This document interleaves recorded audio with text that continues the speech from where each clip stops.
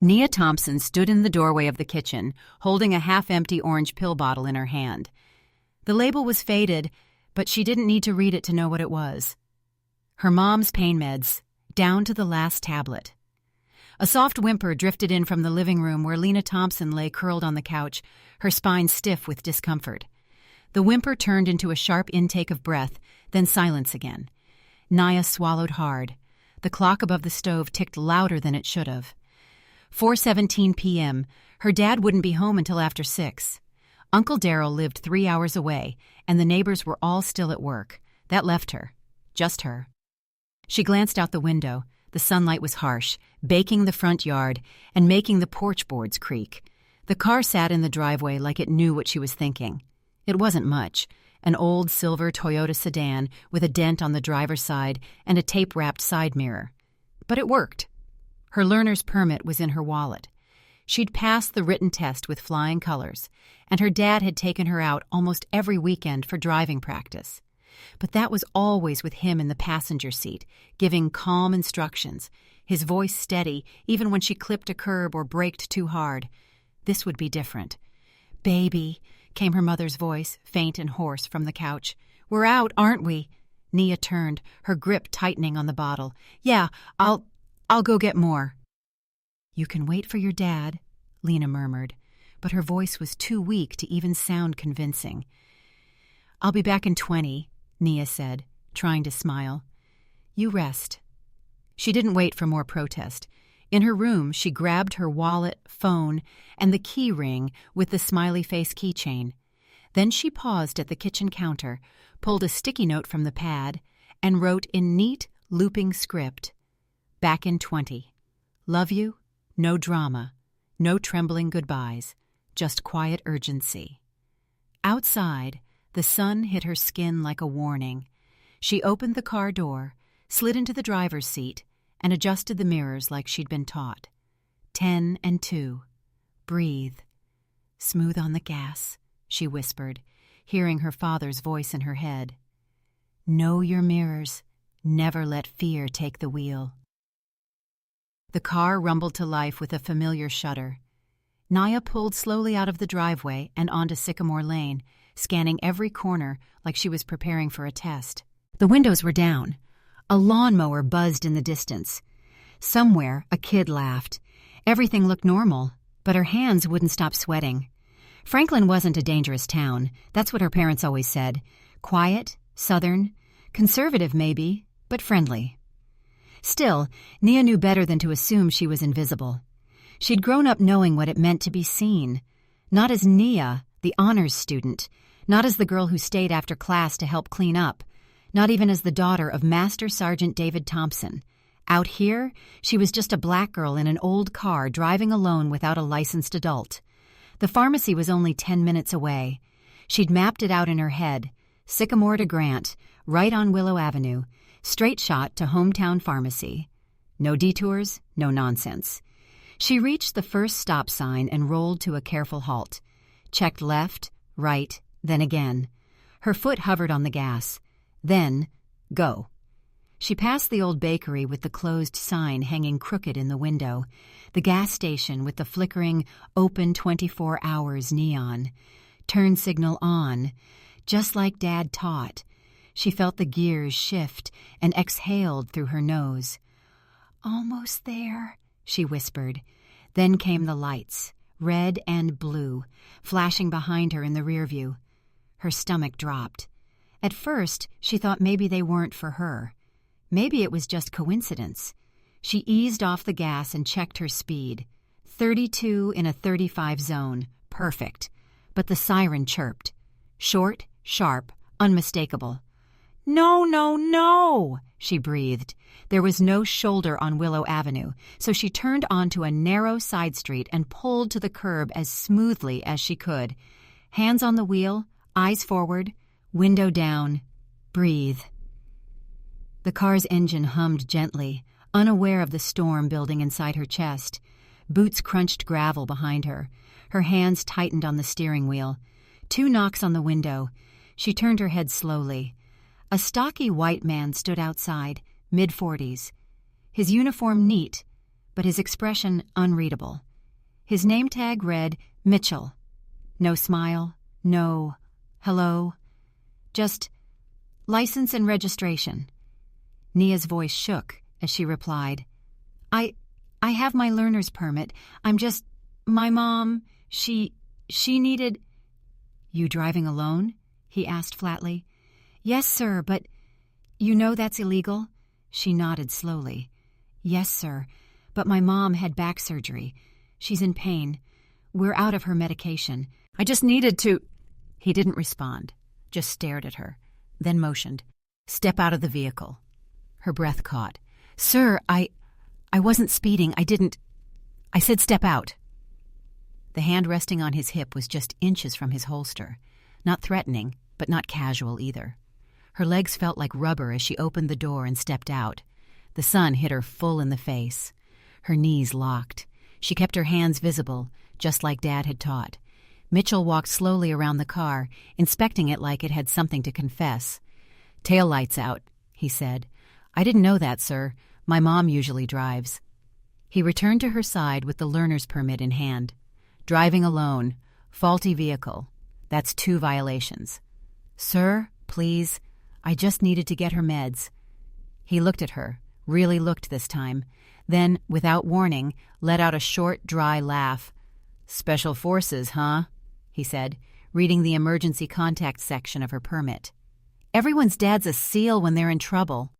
Her mouth opened, but no words came out. The laugh echoed in her ears, small but cutting. It wasn't just disbelief. It was dismissal, contempt. He turned and walked back toward his cruiser. Stay right there. Nia stood frozen, her cheeks burned but not from the sun. The weight of being disbelieved, of being treated like a joke, settled heavy on her chest. She blinked hard and pulled out her phone with trembling fingers. Dad, pulled over, Willow Avenue. He doesn't believe me. Please come. She hit send. Then she waited. The buzz of insects, the distant rumble of a lawnmower. A school bus rolled by, kids pressing their faces to the windows. Everything felt louder than it should have, but inside it was all quiet, the kind of quiet that doesn't mean peace, but pressure. And Nia stood there, not out of defiance, not because she wasn't scared, but because she had no other choice. Officer Mitchell returned a few minutes later, holding a small citation pad and what looked like a towing slip. He slapped both onto the hood of the car with a sharp thwack. I'm writing you up, he said, driving without a licensed adult, operating an unsafe vehicle. And since you don't have a guardian present, your car's getting towed. Nia's chest tightened. Sir, please, my dad's on his way. I just texted him. You had your chance, sweetheart, he interrupted, his voice sharp. Now sign the citation so I can be done here. She didn't move. I'm only 17, she said quietly. I can't sign anything without a guardian. His face twitched. If you don't sign, I can arrest you for non-compliance. The words dropped like lead. Nia took a deep breath. Her heart raced, but her voice somehow didn't shake this time. Then I won't sign. There was a pause. Brief but heavy. Then, almost casually, he slid the citation pad under his arm, reached for his cuffs, and muttered, You want to play grown-up? Fine, let's play.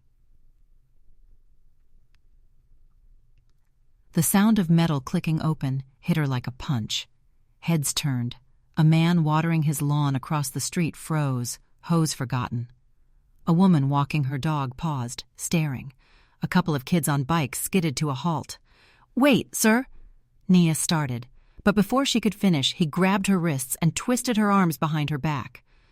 You're under arrest for obstruction and failure to comply, he said, voice mechanical, rehearsed. The cuffs bit into her skin, cold, final. Tears threatened, but she blinked them back. No, not here, not like this. Just then, a car door slammed. Hey, what the hell are you doing? Both of them turned. A girl in a gray hoodie was striding up the sidewalk, phone held high, camera pointed squarely at Officer Mitchell. Nia blinked in recognition. Jasmine Reed. They'd been in the same debate club 2 years ago. Jasmine had gone on to law school at Vanderbilt. Smart, fierce, unapologetic. "Officer," Jasmine said, her voice clear, cutting, "why are you arresting a 17-year-old girl on the street? Did she assault someone, rob a store, or was she just trying to help her sick mother?" "Back up, ma'am," Mitchell snapped. "This doesn't concern you." "It absolutely does," Jasmine fired back. "I'm a law student, and Nia has the right not to sign that citation without a guardian present. You're escalating this on camera." Nia stood frozen.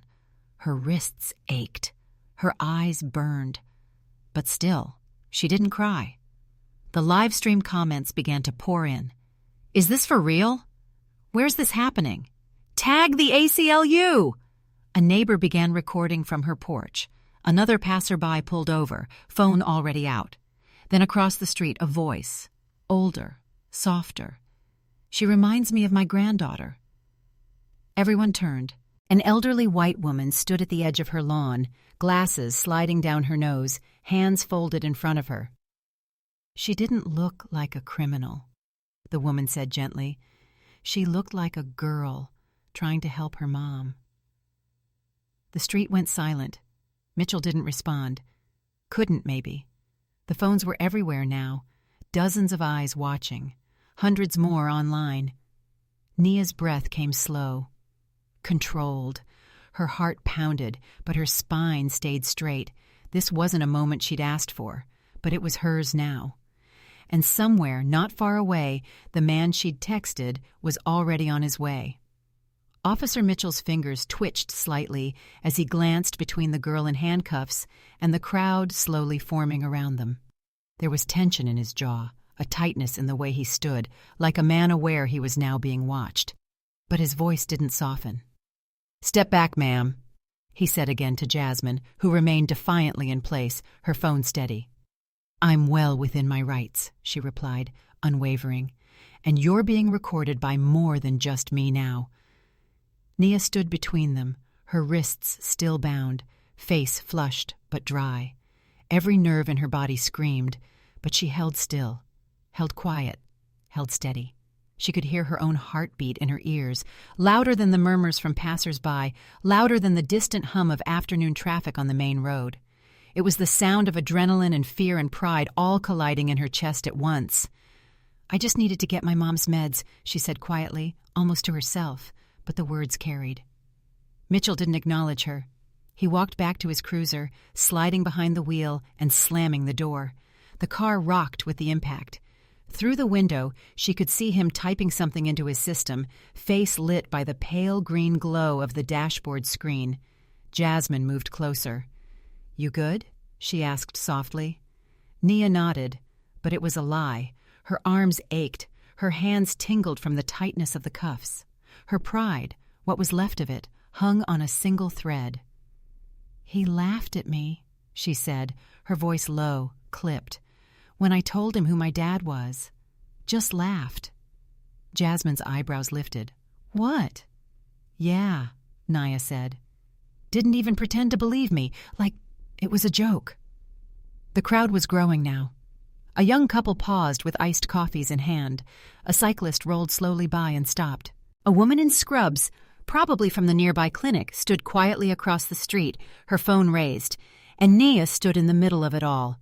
Not a criminal, not a protester, just a girl in handcuffs on the sidewalk in the heat, her mom waiting at home in pain, and her father somewhere out there. Her phone buzzed in her pocket again. She couldn't reach it, but she didn't need to. She knew he'd read her message. Inside a tan brick house on the north side of Franklin, Master Sergeant David Thompson was already moving. His boots hit the floor like punctuation marks. He crossed the kitchen, grabbed his military ID, his green beret, and slipped his Bluetooth earpiece into his ear. He didn't call his wife. She was resting upstairs. And he didn't panic. He didn't curse. He didn't even raise his voice. But his silence was dangerous. He dialed a number from memory. "Colonel Hart," he said when the line connected. "This is Thompson. I'm en route to an active civilian incident involving my daughter, local PD. Need escalation and oversight." There was no hesitation on the other end. "Understood. Monitoring now." And then David Thompson, decorated Special Forces, 5th Group, 3 deployments, 2 commendations for valor, stepped outside and into the sunlight. Calm, measured, dangerous in his quiet. Back on Willow Avenue, Officer Mitchell stepped out of his cruiser again, holding a printout and the same citation pad. "Your record's clean," he muttered as he walked toward Nia, "but that doesn't change the law." Nia didn't reply. He looked around. Phones were still aimed at him. The crowd was quiet but alert, and still he pressed forward. "Ambulances and sad stories don't change facts," he said, almost to himself. He reached for the cuffs again, and that's when it happened. A voice, deep, commanding, calm. "Officer?" Everyone turned. "Step away from my daughter." Mitchell's spine straightened reflexively. Military training recognized military presence even before the brain caught up. Standing beside the cruiser was a tall black man in a crisp military uniform. Medals, beret, a scar along his forearm. Name tag, D. Thompson. The world slowed. The SUV he'd arrived in was still running behind him, its engine purring like a warning. Cameras shifted, phones turned. The crowd went silent. Mitchell blinked. He opened his mouth, closed it. He began. "Uncuff her," David said again. His voice wasn't loud, but it didn't need to be. Authority was woven into every syllable, earned, not demanded. Mitchell's hand hovered near his belt, not on his weapon, but on the keyring. Jasmine, still live streaming, took a step closer. "Y'all seeing this?" she whispered to the phone. "That's her dad. That's Master Sergeant Thompson." The rookie officer standing nearby murmured something to Mitchell, low enough that only those closest heard. "I ran her ID. She wasn't lying. That's his kid." Mitchell hesitated, looked at Nia, then at David, then, finally, reached into his pocket, pulled out the key, and undid the cuffs. The click echoed across the street. David stepped forward and gently rubbed Nia's wrists. "You okay, baby girl?" he asked, his voice quieter now. Nia nodded. "I didn't sign. I told him about Mom. He didn't believe me." David gave a single slight nod. "You did right." Then he turned back to Mitchell. "You laughed at my daughter," he said. Mitchell stiffened. "I've heard that line from a dozen kids. They all say it." Nia took a step forward, her chin lifted. "Maybe they all had parents worth believing," she said. The line sliced through the heat like glass. Someone gasped. Then a ripple of soft applause broke out across the crowd. Not a roar, just a wave. Measured, earned. Mitchell glanced around. At the phones, the people, the cameras. Something shifted behind his eyes. His grip on the citation pad loosened. A silence fell again. David didn't press. He let the silence stretch. Sometimes silence was the loudest indictment. Then he asked, not with fury, not with malice, but with gravity. "Do you know what it takes for a girl to trust someone with her fear?" Mitchell didn't answer. David didn't need him to. He stepped beside Nia, hand resting lightly on her shoulder, and together they stood in the middle of Willow Avenue. The sun no longer felt heavy. The cuffs were gone. But the lesson? That would linger.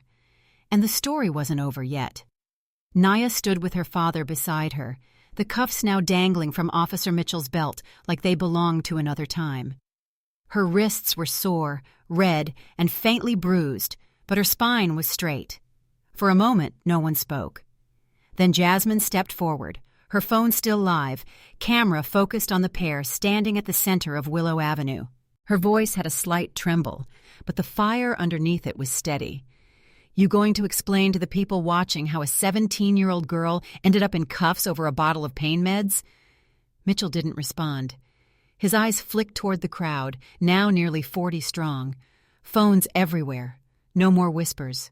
Just quiet, heavy watching. A new voice cut through. "She reminds me of my granddaughter," said Mrs. Evelyn Carter, the elderly white woman from across the street. Her voice was thin but clear. She was calm. She was respectful. She wasn't dangerous. She just looked like someone trying to help her mother. Someone else began recording. Another neighbor stepped closer. A nurse in scrubs murmured something to the man beside her. Jasmine's live stream lit up with notifications. #JusticeForNia was now trending locally and fast climbing. Then came the kids. A group of high school students turned the corner, backpacks swinging, sneakers scuffing pavement. One boy, breathless from running, pointed. "She's our student council nominee," he called. Another girl added, "Nia's the one who started the clean water petition for East Franklin." "Yeah," another voice said, and got the vending machines changed to healthy snacks. The kids weren't shouting, they were proclaiming. They weren't just defending a classmate, they were defending a leader. Mitchell looked to his right. 2 fellow officers had arrived, standing just behind the crowd. One of them was Officer Brian Keller, the younger cop who'd spoken earlier. To Mitchell's left, another officer silently recorded the scene on body cam. The department's chain of command was about to get involved. David Thompson didn't move. He stood with his daughter, his face impassive, calm and unshakable. But it was Nia who stepped forward. She didn't raise her voice. She didn't point or accuse. She simply said, "You didn't see me." The words hung in the air. She didn't mean it as an insult. She meant it as a truth. "You saw what you expected," she continued, eyes fixed on Mitchell. "Not what was in front of you." Mitchell didn't reply. He didn't look away either. Then a low voice came from a man in the crowd, older, dressed in a flannel jacket. "I served," he said. 2 tours in Fallujah. That girl just handled herself with more honor than I've seen in any courtroom." Another voice from the other side of the street chimed in. "She came into my clinic with her mom last month," said a nurse. "Didn't ask for help, just helped her mom get to the chair. Carried everything. Didn't complain." It was like one voice gave others permission to speak. One after another, people in the crowd stepped forward. Not all knew Nia personally, but they knew enough. Enough to say, "We see her now." Nia blinked, fighting back the weight of the moment pressing against her throat. Jasmine leaned over and whispered, "Girl, the stream just got reposted by Senator Lawson." Nia turned her head slightly. "What?" Jasmine nodded, eyes wide. "He's calling for an investigation, right now." Around them, the atmosphere shifted from confrontation to reckoning. Willow Avenue wasn't just a street anymore. It was a moment, and the country was beginning to lean in. A voice crackled from the radio, clipped to one of the arriving officers. Then another officer stepped forward. Chief Dana Morrison. She held a manila folder in her hand and walked calmly through the crowd like she'd been briefed already. She stopped beside Officer Mitchell, turned to face the gathering, and said, "Officer Mitchell is hereby placed on administrative leave, effective immediately, pending full internal review. The department will cooperate with all oversight." Mitchell didn't protest. He didn't speak. He simply nodded once. Nia wasn't looking at him anymore. She was surrounded now by her classmates, her community, her father's steady presence. But her hands, still bearing the red rings from the cuffs, hung awkwardly at her sides. She didn't know what to do with them. Then Mrs. Carter stepped forward again and gently took one of them in both of hers. "You reminded me of strength I'd forgotten existed," she said softly. Nia's breath hitched. For the first time, the burn behind her eyes wasn't from shame, but from being seen. A reporter stepped in with a mic, fumbling over his introduction. "Miss Thompson, do you have a message for others watching right now?" Nia blinked, exhaled, and said simply, "The truth wears no uniform, and I'll keep speaking it, even if no one listens at first." The words didn't roar. They didn't need to. They landed. Then she turned, and her father was already there, his eyes never having left her. "Home?" he asked. She nodded. Back at 412 Sycamore Lane, the porch light had come on, casting a soft glow across the wooden steps. Inside, Lena sat propped on the couch, tablet in her lap, live stream paused on the final frame of her daughter's speech. Her eyes shimmered with fresh tears. As the door opened, she didn't speak at first. She just opened her arms.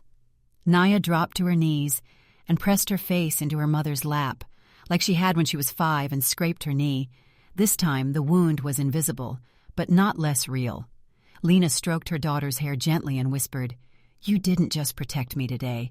You protected yourself and every girl who looks like you."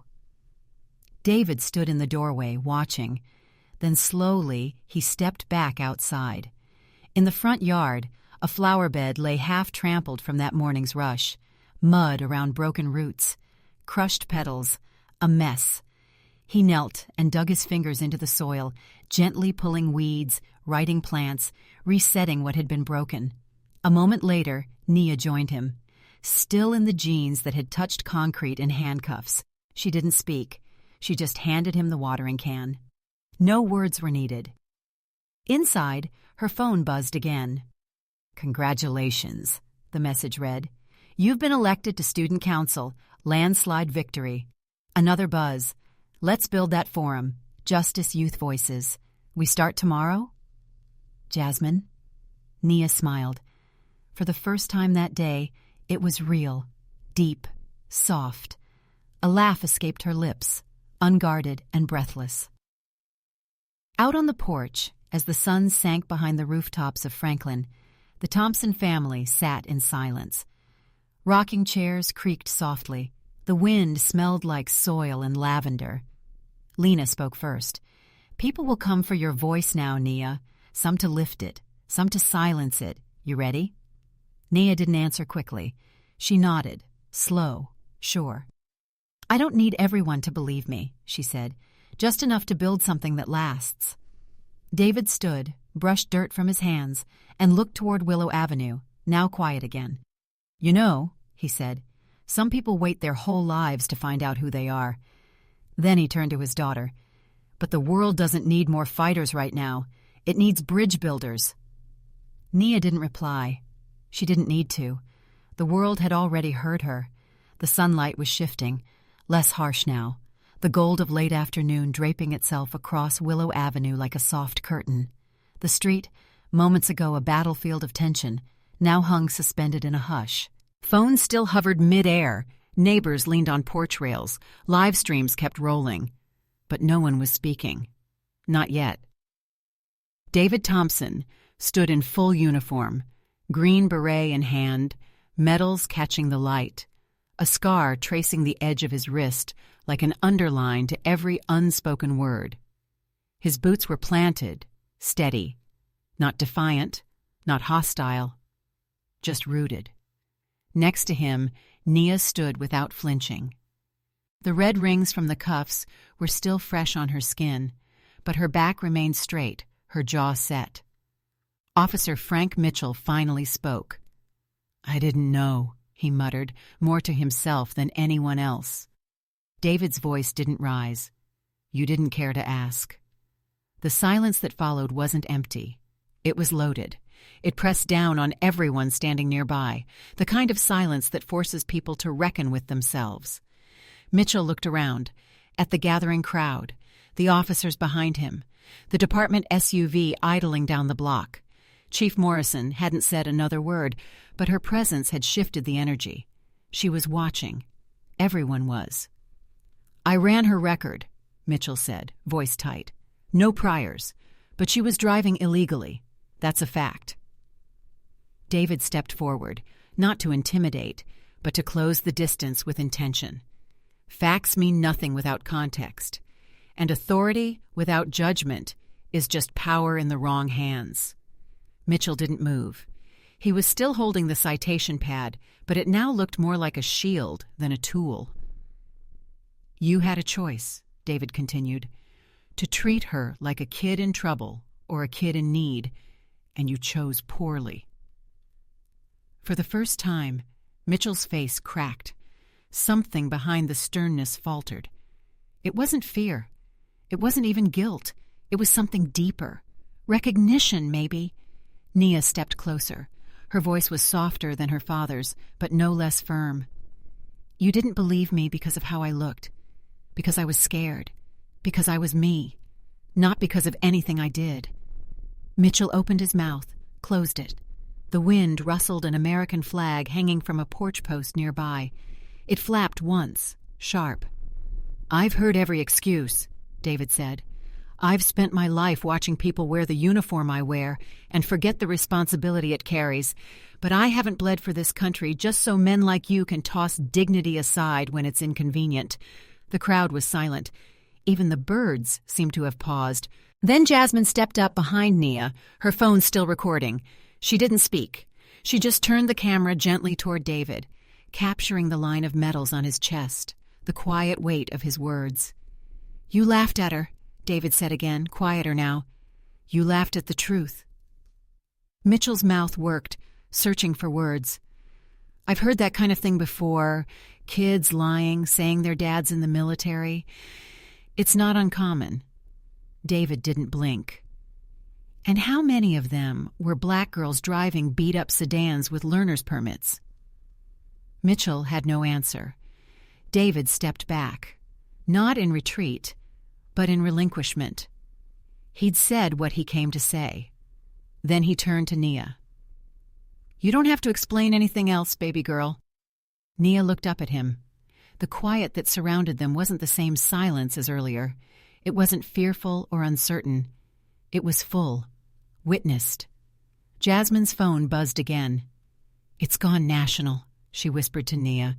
"CNN, MSNBC, even a couple politicians." Nia just nodded. She wasn't here for viral moments. She was here for the truth. Mitchell finally let the citation pad fall to his side. "I didn't see her," he admitted. "You didn't try," David replied. Across the street, a murmur passed through the crowd. Someone asked if they should start leaving, but no one moved. And then, slowly, deliberately, David turned to Mitchell one last time. "Unlearn what you think you know, because the next time you laugh at someone's truth, it might be your last moment to change." Mitchell gave a shallow nod. It wasn't enough, but it was something. Chief Morrison stepped forward, took the citation pad from his hand, and passed it to Officer Keller. "Go home, Frank," she said. He hesitated, looked at Nia. But the apology caught in his throat. David didn't let the moment stretch further. He turned, wrapped his arm gently around Nia's shoulders, and guided her toward the SUV. Not in escape, but in dignity. As they walked, the crowd parted for them, not like royalty, not like victims, but like a family walking out of fire still whole. Back at the SUV, David opened the passenger door for Nia.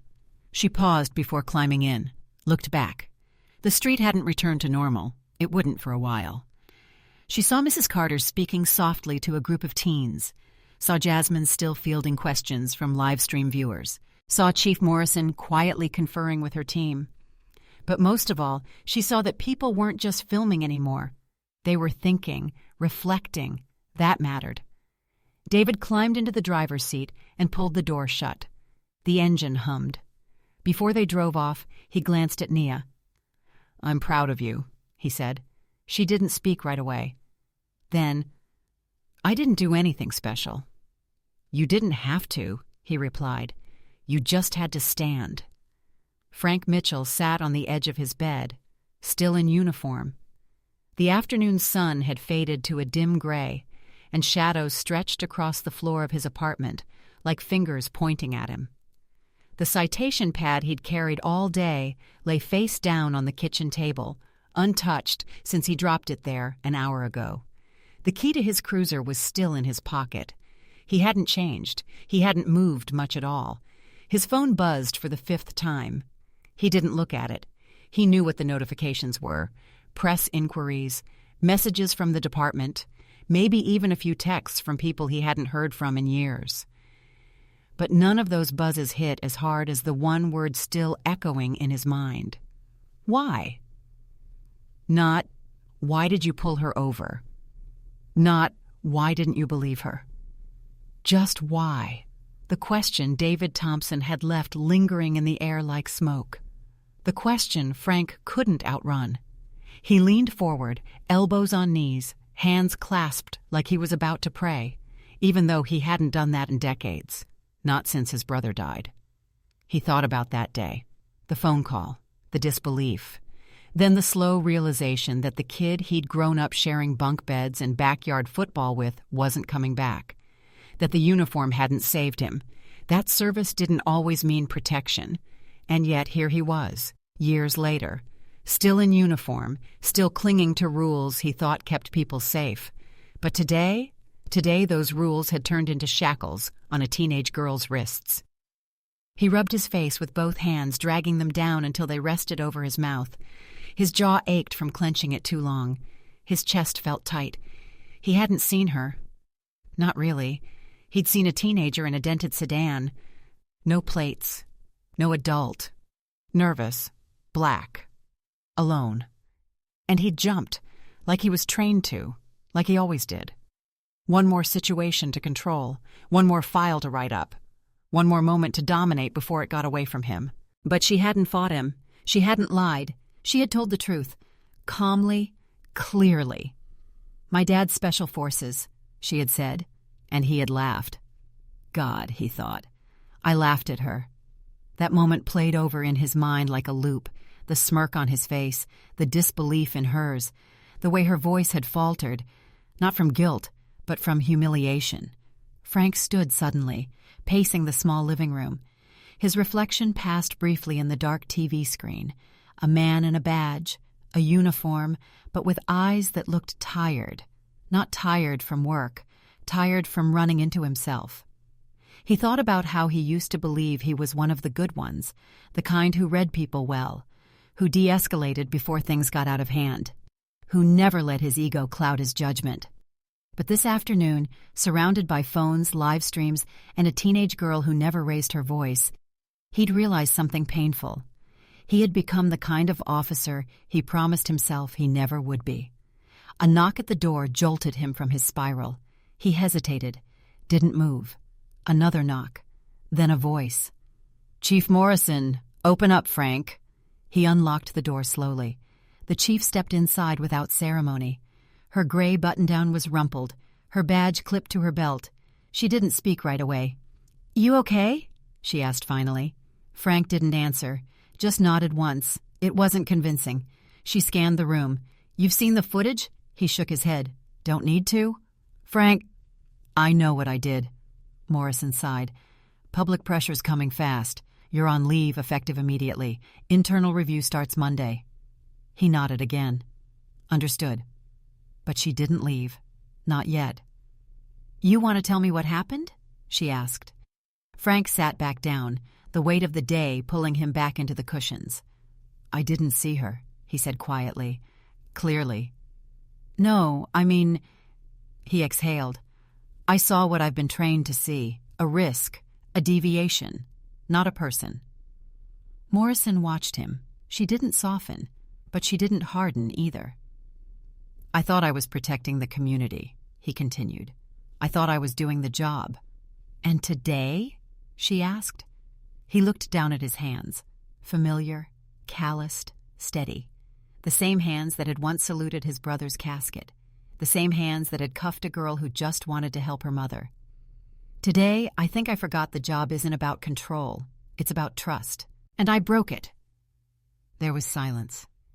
Then Morrison nodded once. "Then learn from it. Don't defend it.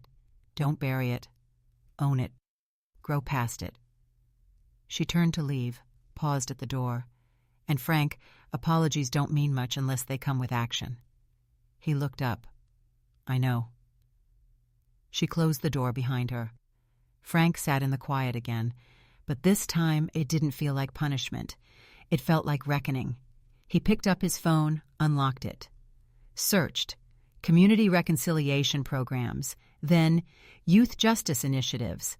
Then finally, Mr. Mack's stories. Because somewhere out there, people were listening now, and it was time for him to do the same. The sun was setting over East River Drive, casting soft orange light over the rooftops and sidewalks, turning cracked pavement into something almost golden. At the edge of the city, tucked behind a row of lilac bushes and a leaning mailbox, a little gray house sat quiet, except for the soft scraping of metal against dirt in the front yard. Nia stood in her garden, still in her jeans from that afternoon, still with the faint marks on her wrists. But now her hands were sunk deep into the earth, not clenched, not tense, just working, breathing. The garden had been her mother's. Rows of marigolds, some herbs, and a few stubborn tomatoes that never really took. Most of it had wilted in the last few months between the surgeries and the silence.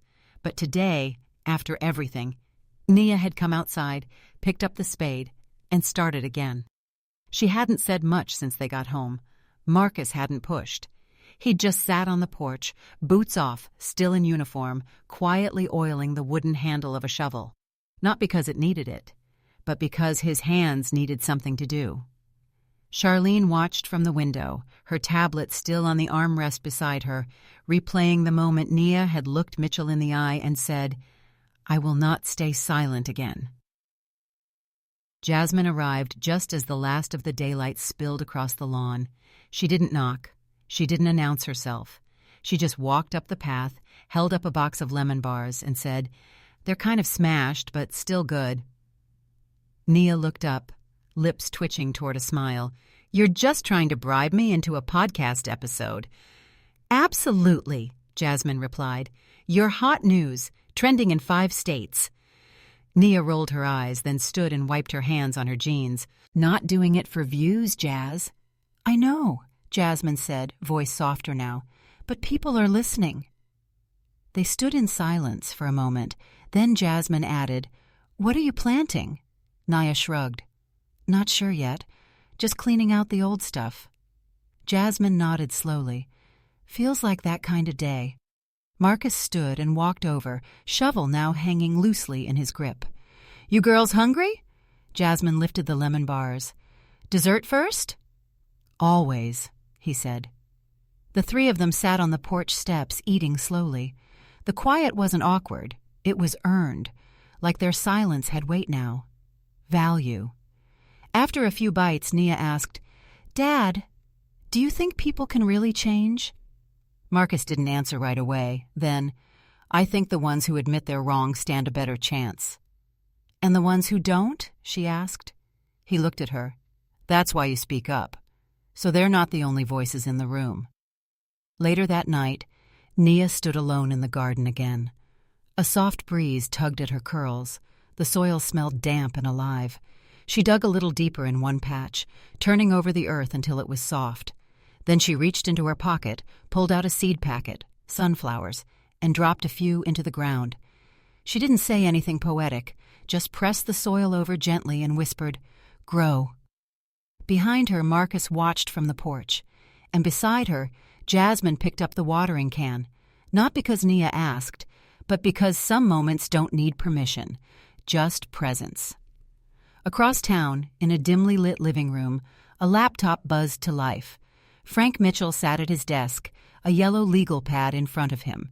On the screen, Jasmine's live stream replayed quietly. The moment Marcus stepped onto the scene, the cuffs came off, and dignity returned. He paused the video, then picked up a pen. At the top of the page he wrote, "Training report, how I got it wrong." And underneath, Day 1.